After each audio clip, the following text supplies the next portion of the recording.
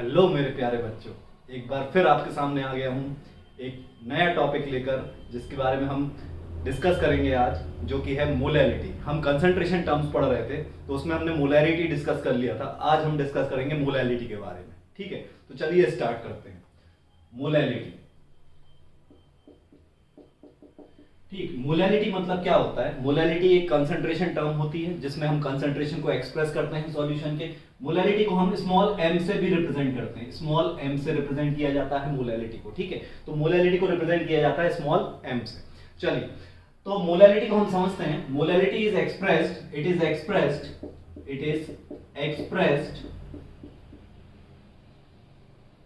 As number of moles of solute dissolved in 1 kg solvent। ठीक है, तो molality को हम कैसे एक्सप्रेस करेंगे? मोलैलिटी को हम एक्सप्रेस करेंगे कि प्रति किलोग्राम, यानी इन 1 किलोग्राम सॉल्वेंट कितने मोल्स हैं सॉल्यूट के। ठीक है, तो 1 किलोग्राम सॉल्वेंट में कितने मोल्स हैं सॉल्यूट के, इससे हम एक्सप्रेस करते हैं मोलैलिटी को। ठीक है, आई बात समझ में? तो मैथमेटिकली कैसे एक्सप्रेस करेंगे? तो मैथमेटिकली इसका फॉर्मूला हो जाएगा, तो मोलैलिटी का फॉर्मूला मैथमेटिकली हो जाएगा, molality is equal to number of moles of solute upon mass of solvent per kg in kg, mass of solvent per kg. ठीक है, तो नीचे क्या आएगा? मास ऑफ सॉल्वेंट आएगा जो कि हम किलोग्राम में रखेंगे, ऊपर क्या आएगा? Number of moles of solute आएगा। तो सिंपली हम मोलैलिटी को एक्सप्रेस कर सकते हैं number of moles of solute पर केजी ऑफ सॉल्वेंट, यानी कि मास ऑफ सॉल्वेंट से डिवाइड कर देंगे। ठीक है, तो ये है मोलैलिटी। यूनिट क्या होगी मोलैलिटी की? तो यूनिट ऑफ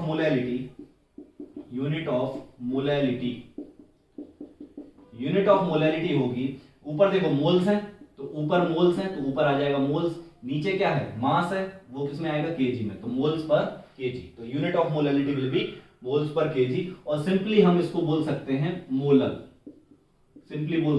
मोलल, और रिप्रेजेंट कर सकते हैं स्मॉल m से इसको हम रिप्रेजेंट कर सकते हैं। तो ये था मोलैलिटी। ठीक है, इस पर एक क्वेश्चन देख लेते हैं जिससे आपकी अंडरस्टैंडिंग बेटर होगी। ठीक है, क्वेश्चन हम देखते हैं, चलिए आगे देखते हैं क्वेश्चन को। तो फॉर एग्जाम्पल, if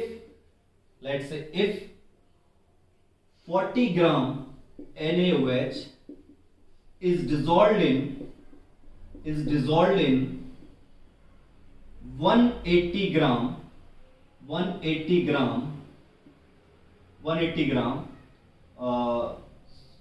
water, और वी कैन से, लेट से हम ले लेते हैं 500 gram water.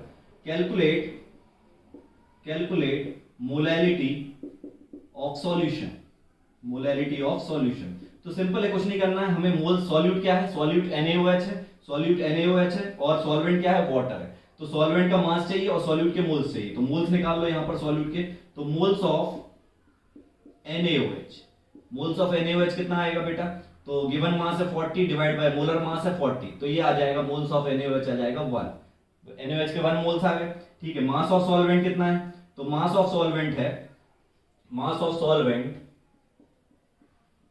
Is equal to 500 gram, या हम इसको बोल सकते हैं 0.5 kg, क्योंकि हमें केजी में रखना होता है। ठीक है, तो सिंपली मोलैलिटी क्या आ जाएगी? मोलैलिटी आ जाएगी मोल्स ऑफ सॉल्यूट है 1 अपॉन 0.5।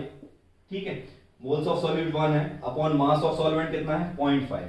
ठीक है, तो कितना हो जाएगा ये? 10/5, तो ये हो जाएगा 2 मोलल सॉल्यूशन, 2 मोलल या 2 मोल पर केजी इसमें डिसॉल्व होंगे। इसका मतलब होगा कि 1 किलोग्राम वाटर में 2 मोल्स ऑफ NaOH डिसॉल्व होंगे, तो इसको हम बोलते हैं मोलैलिटी। ठीक है, होप आपको ये समझ में आ गया होगा।